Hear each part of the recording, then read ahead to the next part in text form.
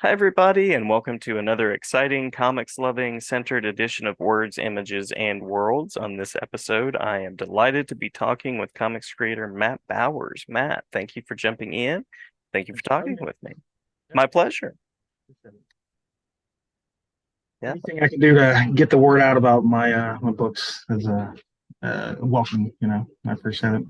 absolutely. And the people that are watching the video will notice Memphis being the title behind you. That's the title that I know you best for. I know you've also worked as a letterer on some other books that we can mention. But Memphis is the sort of the title that I think I found first of yours. Good, good. That's what I'm hoping will be my thing moving forward. I'm still doing a lot of freelance lettering, but Memphis is my main passion. My Yeah, book. So, yeah.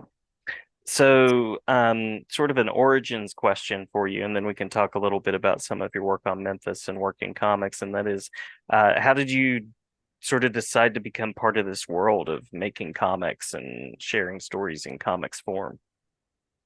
I just always loved comics since I was a little kid. Like I learned how to read, sneaking my like now that's probably not abnormal for a kid to already be reading, but in 1975, in 70s it was. And like I remember the nun that taught my class, because I went to Catholic school, thought my mom had taught me to memorize stuff in the book because I had older Oh, brothers.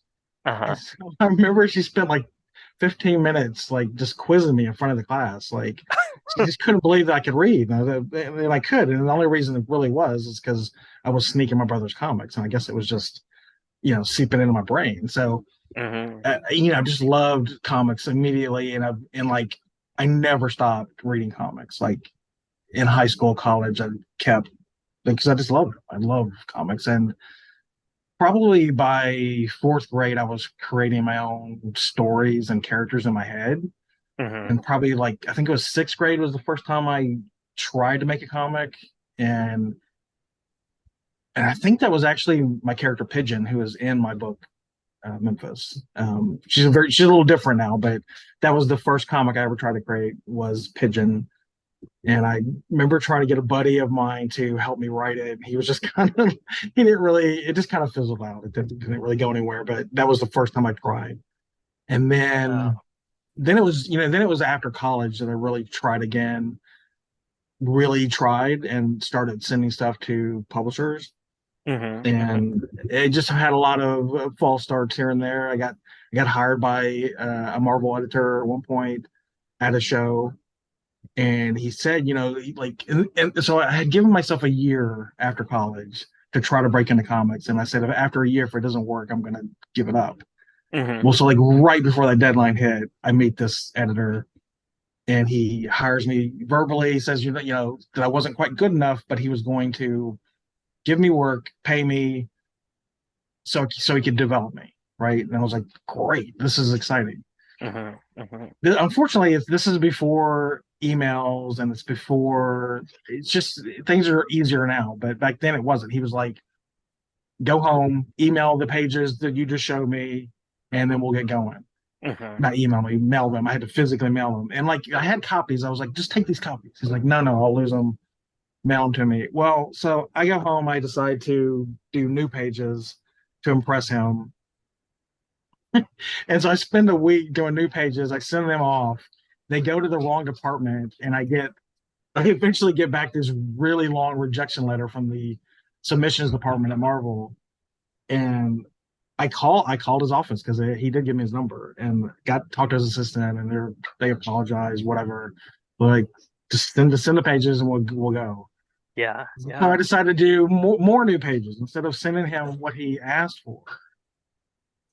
so, so that keeps happening where it's like this back and forth of me sending new pages instead of sending him what he asked me for, thinking I'm going to impress him. Well, by the time it all gets sorted out, probably a month and a half has gone by because Uh-huh. you're dealing with the post office, and at that point he's leaving Marvel. Oh He no. left Marvel with the guys who created the Matrix movie. And I'm Oh. not sure if that's why they left, but that's what they ended up doing. Like he took those creators, they went and made the Matrix several years later. But he was Wow. like, he's like, look, you're not quite there. You're good enough though to be doing indie work. That's what I suggest you do in the meantime, and then Hmm. you'll eventually get work. And so it's just been that sort of struggle ever since. Of I'd go to cons and show my work, and it's just and it got to a point where I wasn't getting like people weren't going. The editors and the artists that I would talk to weren't saying you're not good enough anymore, Hmm. but nobody had work. Like they would go, you're good enough. Go talk to that other guy. Like, and so it's just been this thing like ever since of like just barely sort of getting my toe in the water and then not quite. But every time I think I'm gonna give up, something happens that brings me back in. Yeah, yeah. I don't know if that even answers your question because now I've Hmm. rambled so much I don't remember what it was. It was the origin story, and that totally Yeah, fits. so and Yeah. then at some point along the way, I ended up meeting through one of my brothers the band Cheap Trick, Uh-huh. specifically the lead singer Robin Zander, and I did a graphic novel with him based on songs and characters from their albums. Yeah. And that's the sort of infamous project that has still never come out 20 years later. But became friends with him and have seen more free concerts than I can ever be thankful for. Like it, so it's one of those things, like it's I guess the journey, not the destination. Is that what they say? So the journey's been Yeah. fun. Been fun. Been Yeah. interesting. Well, I have Um, hopes that that book will still make it in some way out there, well, and that's cool points. I mean, if you're yeah, friends with Cheap Trick, that's really cool. we've actually been talking recently about putting it out as a coffee table book. So maybe that'll Yeah. happen soon. That would be awesome. I just wanted to get out there. I don't, at this point, I just wanted because we did a lot of. It's really interesting and weird, and um, the work I did on it is very different than what I do for my book. Yeah. So I'd like to Yeah. get that out there just so people could see it. The style is different. And I worked on it with one of my brothers, and so that was fun. I'm sure it'll come out eventually. Yeah. And I keep pitching the idea to both of them that we should just do a mockumentary about how it never comes out, how we've been working Love on it. it forever. Call it like Who Killed the High Priest of Rhythmic Noise, because it's called The High Priest of Rhythmic Noise, based on a song of theirs. Um, so who knows? But and Yeah. my book Yeah. came about because a friend of mine at a record store wanted to do a fanzine called Hmm. Heroes Life. Hmm. He's obsessed with Sonic Youth, so it was mainly about Sonic Youth, but he wanted me to do a comic strip. And I'm a huge fan of Love and Rockets, so my brain started thinking along those lines. I had all these characters already in sketchbooks and sort of developed, but hadn't been doing anything with them. So I was like, I'm gonna do a strip where I can have all my characters in it, Hmm. Hmm. but they're not necessary. Their stories won't be related. So that was the first time that kind of did what my book is now. But back then it was called Strange Behavior. Yeah. Yeah. So eventually it got turned into Memphis, but which was actually the original title I wanted to call it was Memphis, but I was kind of scared to do that. So Yeah. Yeah. I came But back to it eventually. So you found the right creative drive. You found the right yeah, moment to release it and to get it out the way you wanted it. yeah. And I think it works because Memphis, the city, is almost a character like in Mm. itself. With all the stories will always take place in Memphis. So Yeah. Yeah. that's Uh, why. there's the superhero element that comes in. There's sort of a game show element that comes in. So for folks out there that haven't checked out Memphis, how would you kind of what's the elevator pitch, the tagline? Okay, so what I the tagline I've come up with when I'm at shows to get people to stop walking by, Uh-huh. and it's been working, is that it's my take on what if there were superheroes in Memphis. Uh-huh. Uh-huh. That's it. That's the pitch, and that's what it is. And there's multiple stories going on in every issue. And sometimes paths will cross, but they're not all related. Like Hmm. some people, I know, are expecting my main character China Monroe to somehow be related or hook up with the game show part of it, and she's not going to. Like that's not part of it. Hmm. She'll always Hmm. have her own storyline with her characters, her side characters, supporting characters. Jeez, sorry, and And then, there's the character Pigeon, so she'll always have her storylines going on. And then there's the all girl superhero group, the Power Angels. Hmm. And yes, Hmm. they hate that name also, but they're a prefab group, so they have no control over that. Um, and then there's other characters I will bring in also, because the whole point of the book is like whatever characters I want to do a story about, I can do it in this book. Yeah, love it. That's why I wanted to call it Memphis. It's It gives me that freedom. it's your creative playground. Yeah, yeah, exactly. And I have like the first 50 issues plotted out, but as the years go by and I keep working on it, I had new ideas. So like that's probably expanded out now to 70 or so. But and then Nice. but so that's interesting. And I do have sort of end stories for some of the characters where they will not be in the book anymore. But um, God willing, I'll get to those stories and be able to Yeah. do that. But um, that's the plan. Yeah. How did you land on sort of the visual style and it's a very colorful book as well. The color schemes are really interesting. So how did all of that come to be? I just take a lot of inspiration from just the music I love. Which characters will pop into my head and stories will pop into my head, even if it has nothing to do with that song. Hmm. Hmm. So music really triggers my creative brain for this kind of stuff. But I'm very inspired by Love and Rockets, like I said. Hmm. Um, Michael Golden, Paul Smith, a lot of the indie books from the early '80s, like Nexus and the Hmm. Elementals and stuff like that. Like that stuff, American Flag, like those things left like a huge imprint on my brain. And like I think all of that is affecting what I'm doing now, at least when I'm doing my book. Because when I'm doing my book, it's me. It's like unfiltered. I don't even have an editor.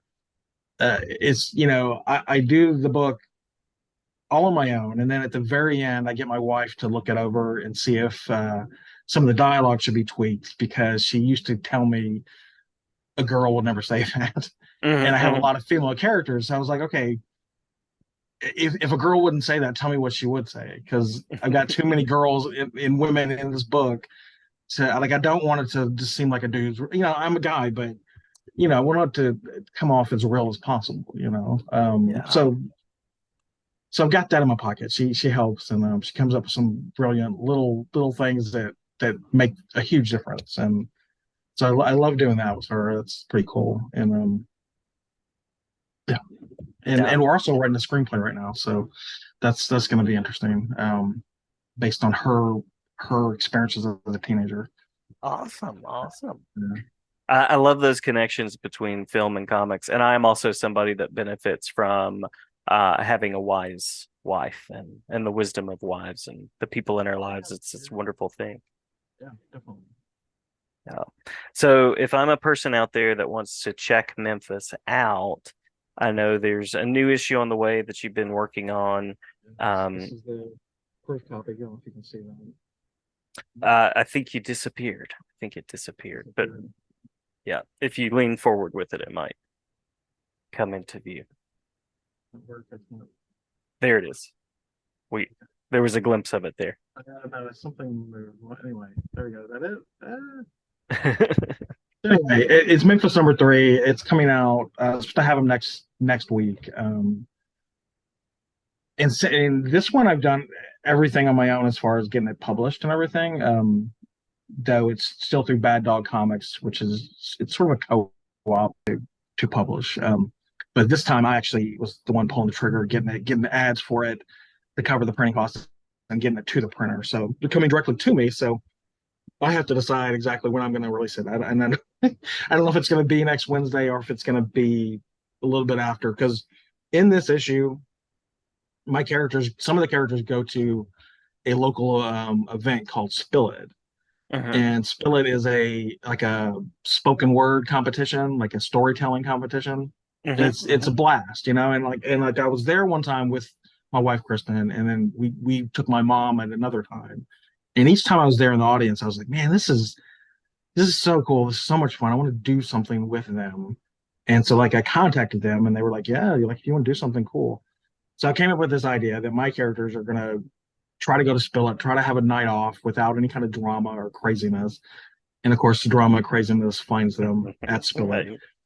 And there's real people in this comic that are Spill It contestants. They let me use their likeness and gave me their stories to put in the book. Oh, that's And awesome. so that's cool. So next Friday on the 22nd, I'm going to be at the next Spill It doing a signing, and we're going to definitely the book will be available at that point. Like I said, I'm not sure if I'm going to release it before that, but from the 22nd on, it'll be out there. And then on the 23rd and the 24th, I'm going to be at Memphis Comic Expo, so people locally can get it there. And then like don't have national distribution yet, but if you want a copy, you can email me at mattbowersmemphis@yahoo.com, and you can get them directly from me. Cool, cool. And I'll make and in sure the it pops up. future, okay, cool. And in the future, I will have a website called mattbowersmemphis.com. I have the domain, but I haven't finished making the site yet because it's very much out of and you'll be able to order directly from there at some point. Awesome, awesome. I was going to ask about websites and the social media things and things like that so people can connect. So that is good to Yeah, so know. you can, and on Instagram it's Matt Bowers Memphis, and Facebook there's a group Matt Bowers Memphis also. So try to keep it, try to have it all the same to help it make it easy to remember as we move Very cool. forward. So it sounds like the creative journey will be going for some time. It sounds like you have Yeah, the path yeah. plotted forward. Really, the only problem, the problems are not creative. The problems are finding the time to get it done while having a day Hmm. job, that sort of thing. Hmm. But Hmm. I mean, it is what it is because once it gets finished and it's out there, it's really exciting and it's worth it. It's worth all the hard work. And the next issue is actually ready to go, and it's a color one, a color issue called the Memphis Special. It's a bunch of short stories collected together, and they're all in color. And just got to get the funding to get that published. You can actually check it out digitally on Comixology. It's on Comixology already.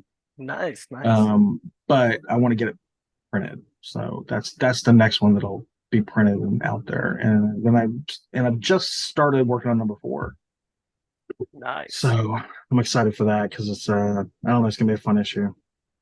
Yeah, yeah, cool. Very cool. Well, I appreciate the musical connections. I appreciate the Memphis connection. I lived close to Chattanooga for about 17 years.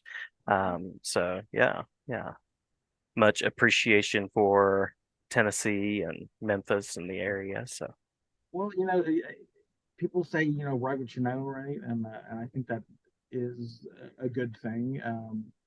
And like I was telling someone who was asking me, like, why Memphis? Like, right? Like, why not some other city? Well, hmm. I live in Memphis, or I have in the past. I don't technically now live about 30 minutes away, but I'm right. I'm like a suburb of Memphis called Olive Branch. Yeah. So I'm in Memphis all the time. But I lived in Midtown Memphis for 8 years, and I grew up in Memphis as a kid. And like Memphis is a city that everybody knows about, Hmm. right? Hmm. And I think I read somewhere it's in the top probably 5 of cities get mentioned in songs, not Yes. necessarily in the title, but they're mentioned. And it's so it was like, yeah, Memphis is like, why not Memphis, right? Memphis Hmm. is famous, infamous, and I live close enough to I can, and so I actually put real seeing real backgrounds into the book. And I've been doing a lot more of that as we've gone going forward. And it's more work, but it's a lot of fun, and I like it. I enjoy that. So Yeah. Yeah. The other cool thing that always comes to my mind is like, there's superheroes in the book, and I think yes, about like the mythology of like, all the way back to Memphis and Egypt and things like that. So that's a whole other thing that lives in my mind when I think about the book as well. that's cool. I like that. I like that. Yeah. Yeah. Yeah. So like definitely though, like it's my take on what a superhero is. It's definitely not your standard superhero thing. Though I mean I love that. I still read a lot of comics, mainstream stuff and a lot of indie Yeah. stuff. But I like I said that early era indie. like there was like a boom in the early 80s, of Hmm. indie comics, man. Like, and that stuff just really changed my brain of how I think about comics. And like, it's weird because like, I can do a standard superhero comic story, and I've done plenty of that. But when I do this kind of stuff, Yeah. man, it just like it gets me so excited. And I think the work is so much better. Like I just would like to recreate that energy from that I felt as a kid with those books when like reading American Flag or Elementals, and it was just so different Hmm. visually, and the stories, the type of characters, all of it. Like it just was such an interesting time. Like and I still, I all of those books, like if they're available digitally, I have them in my library and I read them, I reread them. And Love and Rockets is still going strong. Hmm. Hmm. um yeah, man, it's like I'm just a huge fan of that kind of just the freedom and the creativity of not boxing yourself into um a certain style or whatever. And just like I was saying, like some of my characters have a end story. Hmm. Like I don't want to be like I guess I'm taking that more from sort of Japanese comics or whatever, where you tell the story and then it's over. Hmm. Where like, American comics, you tell the story and then you get a new creative team and then they tell their version. Right. Like that's not going to happen in my book. So yeah, so though I would like to see other creators do takes on my characters, but while the stories are going on, not afterwards. Yeah. So Yeah. That would be really cool to see. That could be its own anthology, sort of. yeah, what I would love to do, and I would love to do 4 annuals a year. Hmm. Hear me out. I know an annual means once a year.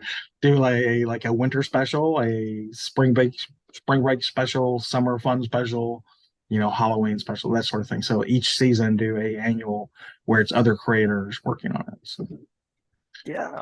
Yeah. one day, I would love to do that. So hopefully, That's cool. and I've actually created a concept called the Atomic Bomb Society that I'm getting ready to pitch to the other creators at Bad Dog Comics to see if anybody in the group wants to work on it, because I don't have time to work on it, but I like the concept. And basically, the concept is it's like a group of superheroes that say it's a combination of the Justice Society and the Legion of Superheroes. So Hmm. like they form soon after the atomic bombs were dropped, um, to at the end of World War II, but they are headquartered in the far future, and they're trying to put out fires of cosmic importance type of thing. So Hmm. I wanted to have that weird kind of epic feel, but it's a lot of weirdness. Like in the first sort of idea I came up with for a storyline is a time traveler went back to kill baby Hitler, right? That whole Hmm. thing. And when he gets there and he has baby Hitler in his hands, he can't do it. Or maybe Right. she can't do it. I haven't even developed the character. They can't do it. So they kidnap baby Hitler instead. They decide to raise baby Hitler to be a good person. And the Atomic Bomb Society was like, no, like that's going to cause all kinds of a ripple effect that's going to destroy the universe. And we have to get that baby back and put it back into place. So Yeah. that's Yeah. the first idea for a storyline. And that's the kind of storylines I want. I think it should be done with this concept, but like I said, it's in the early stages, and hopefully it'll be coming out through Bad Dog. But like I said, don't have a creative team yet, but hopefully soon. Love it. Love it. Well, sending all the good vibes for the creative journey. It sounds like you have lots of ideas that are cooking. I'm seeing a whole like created by Oh, Matt you're closing it. Bowers imprint sort of thing. Cool. Yep. Yeah. All Yeah. right. Yeah. Well, thank you so much for taking some time. Did we miss anything in the talk through that you want to make sure to share about Memphis or anything else that's sort of cooking creatively? I don't know. I don't think I can't think of anything right now. There probably are tons of things. You can mention, you mentioned the lettering that I do. Yes, yes. Uh-huh. I do a lot of indie lettering. The main lettering I do is with the creator, with a couple of writers. One is named Sheldon Allen. He's out of Hmm. Miami because he's great crime comics. We worked on one called Crucified. We worked on one called Concrete Jungle. Mm-hmm. Right now, we're working on one called. Uh, Originally, it was called They Choose Violence, but I think we're going to call it Black Chicks. And it's Mm-hmm. about a group of black women vigilantes, and it's very edgy and might cause some scandals when it comes out, but it's very well done. And so I love working with him, and I work on all his books because his writing is amazing. Like this, he's gonna people are gonna know his name in a year or so. Yeah. Matter of fact, one of his comics called Snatched has Mm-hmm. been licensed by I think Warner Brothers Nice. Nice. for Yeah. I think they're doing a show. Yeah, so most of his books come out through Scout Comics, Mm-hmm. but this new one, Black Chicks, I think he's going to take it elsewhere because it might be a little too much for them. They're Yeah. they're Yeah. a little scared of certain things, so he doesn't want those restraints. So, Yeah. Yeah. and I also work on a book called American Dreams, which is really interesting. And yeah, so I'm always open to new projects. I think that stuff it just helps keep the creative juices going. Mm-hmm. And there was a point where Kristen, my wife, had cancer, and she was going through chemo and tried to stay busy during that period. But the only stuff I could actually do creatively was the lettering. I Mm-hmm. couldn't work on my book. I tried to work on my book, um, and matter of fact, that's Spill It. The Spill It story was right at when she was getting diagnosed. And I had hoped to work through it, and I just couldn't. Like that shut me Yeah. down for Memphis for a while, but she got through it and she's healthy and clear now. And Good. Good. Good. but it was a blessing that like I still had these lettering gigs that I could do, and it sort of helped me get through it. And yeah, so that was cool. So Yeah. I'm always open to new ones, new projects. So it's fun. And Snatched, Concrete Jungle, Crucified, those are all out there, and folks can look those up on Amazon and a lot of different places. I've seen those as American well. And Dreams, it's really good. It's on Band of Bards. yep, yep, Really good book. Yeah, well, interesting concepts and stuff. So, yeah. yeah. So I think that's it. I know I tend to ramble on. I hope that's No, you're not too good. You're much, good. Not at all. Not but at all. I'm the kind of guy that's quiet until you get me going, and then I can't stop talking.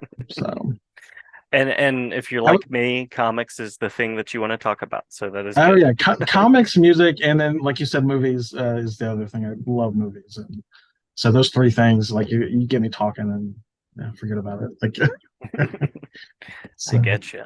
Well, yeah. glad that your wife is doing better. Glad that Memphis is on track, and also sending the good vibes with the screenplay to come as well. That's very exciting. Yeah, it's going to be really, really interesting. I'm not even going to tell you what it's about, but it's going to be really interesting. I will tell you this.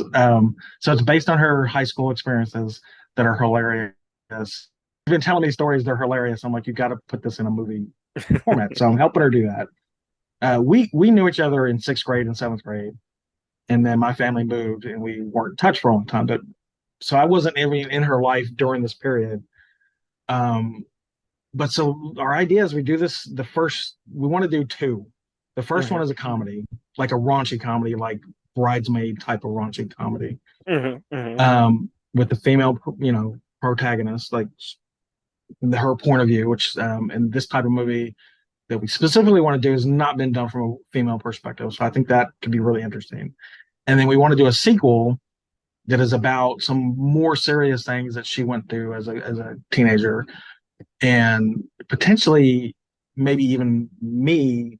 I went through some serious stuff too at the same time in a Hmm. different state, and so we might want to put that together in a movie in a drama. But Yeah. what I think would be interesting is if it actually acted as a sequel to the comedy, even though it switches genres, and Hmm. even if Hmm. you use the same actress to play the Kristen character, I think that could be Yeah. really cool. And I don't who knows, but Yeah, that's but I cool. don't think that's ever been done. I don't think anybody's done a sequel and then sequel to a comedy and then done a drama as the sequel, or vice versa. I think that could be really interesting. And there's a true Because to because lifeness there. right, exactly. Life can be funny and life can be tragic, and Hmm. Hmm. and there's it's the same side. different, just same side of the coin, different side of the coin, whatever. Yeah, yeah, I don't know, absolutely. whatever. Yeah, yeah. Anyway, so that's another thing we're working on. And matter of fact, we've earmarked tomorrow. That's screenwriting day. So Love it. Love it. yeah. Good to have collaborations. And anytime you want to come back on to talk about future things with Memphis or films or anything like that, I'm always glad to host you. Absolutely, man. I appreciate it. I really appreciate you reaching out to me, and it's been fun. Yeah, yeah. Great to talk with you. And I know we've done a written interview, but great to Yeah, do a face to face. So, yeah, definitely, definitely. all right. Well, I hope folks out there will check out Memphis issues 1 and 2 and now 3 and check it out on Comixology and in other spaces. And yeah, thank you so much, Matt. All right. Thank you.